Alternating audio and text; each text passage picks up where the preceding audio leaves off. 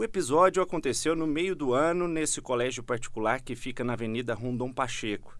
Duas meninas negras de 10 anos teriam sido vítimas de racismo em sala de aula e depois nas redes sociais. Insatisfeitos com a suposta ausência de amparo da instituição, os pais das vítimas procuraram a Superintendência de Defesa do Consumidor de Uberlândia, o PROCON. Isso chega através de uma representação assinada pelas adolescentes e pelos pais representando essas adolescentes, trazendo a nós a notícia de que houve atos racistas dentro da escola e que a escola não havia adotado medidas de combate a isso. Então, esse era o fato, ou seja, de que havia por parte deles uma insatisfação na prestação de serviço da escola diante de fatos tão graves que era o ato racista praticado por uma aluna, uma menor também, contra as suas filhas.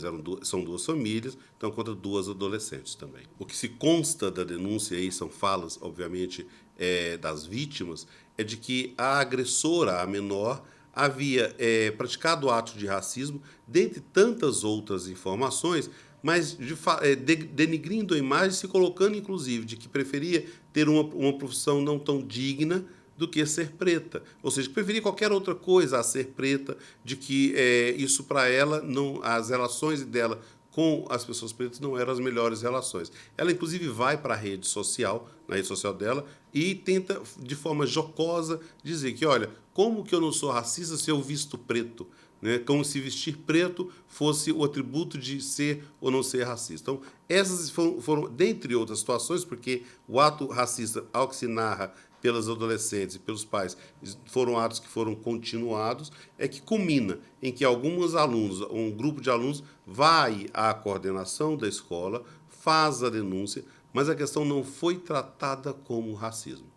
Pode ter sido tratado como bullying, como divergência entre jovens, mas como racismo não foi tratado. E é que eclode, né, explode dentro desse sentimento, sendo que sequer as famílias tinham sido comunicadas naquele momento. Uma apuração foi aberta, audiências foram realizadas e o colégio assinou um termo de ajustamento de conduta, se comprometendo a adotar medidas de combate ao racismo na rotina escolar. O TAC é a tradução de termo de ajustamento de conduta. É um acordo. Né? Nós acreditamos que a melhor solução de tudo é um acordo. Quando ambas as partes, nesse caso, as vítimas e a escola, abrem para poder construir esse acordo, a gente tem a melhor solução. E, neste caso, como que foi construído? Primeiro, nós pensamos em uma política de indenização pessoal, né? Que era, então, garantir à família e às crianças uma certa indenização, seja ela retributiva, como, por exemplo, a questão de garantir bolsas da assistência à saúde psicológica, né?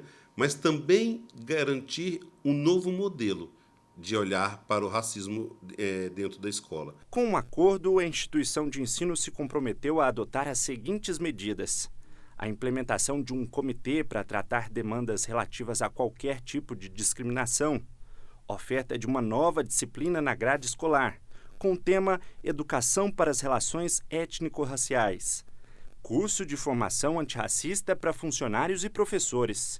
E, como forma de compensação ao dano causado, a escola terá que conceder bolsa de estudos integral às duas vítimas e realizar o pagamento de despesas com acompanhamento psicológico. Ao longo dos próximos 10 anos, a instituição terá ainda que ofertar anualmente o mínimo de 50 bolsas integrais a jovens pretos, observando o critério socioeconômico, além de investir R$ 37 mil em material educacional de combate ao racismo, que será distribuído em toda a rede educacional da cidade.